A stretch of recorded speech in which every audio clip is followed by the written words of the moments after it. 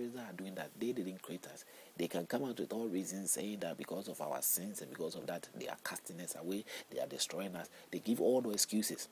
Whatever, if the person who truly created us, who created us the way we are, I'm sure have no reason or will not even utter a word or will not condemn us of anything. He won't condemn us of anything. But because whatever is condemning us is not that created us. That is what we have in problem. And if you think along that line, you see the issue I'm having with the Bible and the Quran. Because they claiming that the spirit of these books created us. But yet the same spirit inspired them to do the killing and the wars, striking each other. And sometimes ourselves, among Christians and among Muslims, and sometimes outside of their faith, and the same God inspiring that. How can that be? It's because they don't care. If they truly care, that God that we claim to believe in, who created everything, has got the power to stop the issues and the problems that we have without injuring us, or without shooting a single bullet, or without throwing a blow. God can stop all those differences without throwing a blow or slapping you or doing anything that we sort of choose to do for him or expect that he should be doing or believe that he does. So we have to be very careful about how we say or what we believe about God. And if we are really right, we can make a difference, in our life. We will choose a very peaceful life, and peace will be our model in every day of our lives. We will know what peace is like. We will give up straightforward. We will give up the evil. The evil will lost its way out of our life. Its control, its continuous deception will cease naturally from us, because we have to do the effort. If God or if whatever we believe out there has not intervened or done anything for it, we realize that we have got some ability to walk and to think in our own way. So why don't we hold on to that and make a difference in our life continually? But if we're looking out for God, he hasn't done it century. Why would he do it now? But that does not mean that we have to accept anything that is not logically presentable as being God's. That even makes it worse. But knowing what I think of God, he's so good that I don't think he will complain about those who are calling him Allah, or those who are calling him Jehovah, or those who are calling him Buddha. He would not have anything. Because maybe to him, he made all those things for a reason. They are trivial issues. They don't matter to him. Human losing life, that's not really something that he thinks, he can bring the person back to life. Maybe all the people dying, God takes them away. Who knows? Maybe they may be rotten, but God redo them. He recarved them again and put them somewhere in another world or another realm. Who knows? I don't know. But the fighting and all the differences and the violence we have among us, there is no meaning to it. There is no basis for it. There is no reason for it. Whatever created us, we can't use any justification of any of things that we present, either books or words that we suggest to say that he accuses us. He's angry because of that. If God is angry today, fire will probably fall on us today. Because whatever, especially according to the Christian, whatever God will or thinks or wishes, it happens. So if God wished right now that he's angry with us and his anger is wished, you can imagine that we can't survive the next minute. We just boom. Because his wish has to be implemented. He's neither wishing anything or anything at all is happening too. That's why we are always what we are. But we have the ability to walk, to talk, to move our hands. It tells us and suggests to us that whatever brought us into existence, the rest of it is in our hands. And the white man, all those people who saw this progress, or the early man who saw that, moved towards that direction.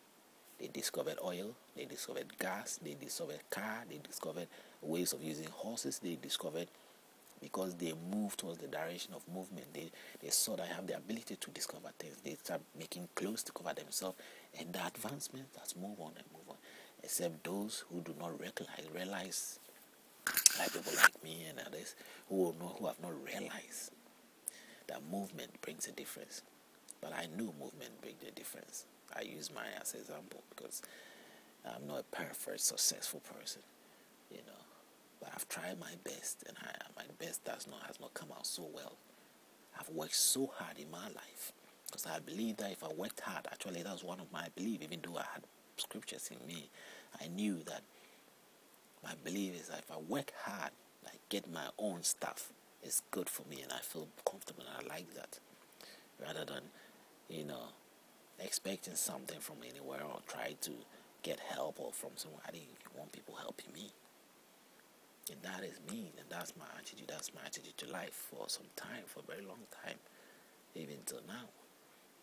Unless it gets to a point where I have no means and there's nothing I can do, then the other help that I can, the alternatives I have, I then depend on that. So very, very, to conclude it in the same way, I think we have to get the clear understanding that if we say God, and we talk about, we act in a very, very violent way. If we talk about God or faith, religion or culture, and we are very violent to ourselves, to each other, in speech or in actions, then we have to be very, very much thoughtful of our actions and our words, and rethink it through. That, especially when we feel that God is the one that inspired us to do it, or somehow the faith that we are into gives us the right to do what we are doing, and we confidently do it without any remorse, any sorrow. Sorry, even God Himself, in some of the time the Bible, in the Quran, He was feeling sorry. So if God Himself can feel sorry, then how much more you? Destroying things. So life is very much, it's very detailed and has so much, so many things that we have to be very careful about. I'm trying to suggest almost the things, the suggestions, and some of them, most of it, not really suggestive, but most of it are basic explanation that we tend to not to apply in the book. Some do, some people do. I know that. If I have been able to come, I know some people do too. But not everybody. Billions of people out there. Not everybody. There are people who probably will say they don't even know anything about Bible or religion or anything. There are people who say they are religion, but they barely read or know what is going on, or have a clue of what the salvation means. I can explain to you what salvation means in so many, levels or ways, which other people may be presenting it. Still does not mean much. What means much is, at the end of the day,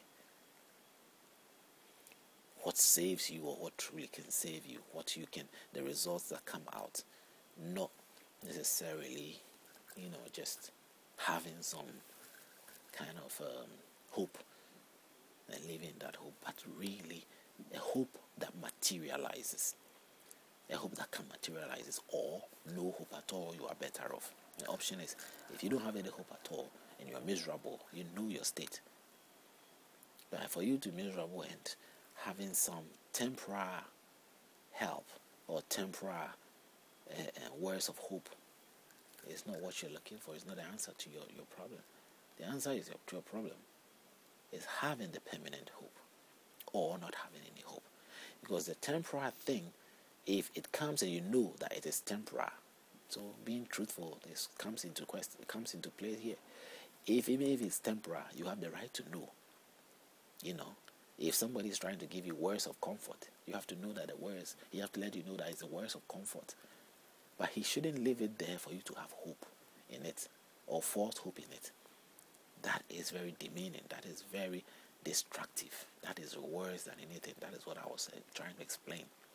That if somebody is doing something that is for temporary reasons, they shouldn't. People presented the picture of Jesus Christ and left it there like that. That is really cruel. That is wicked. People mount images in churches or whatever and left it there like that. There are people looking at it and saying, oh, so that is that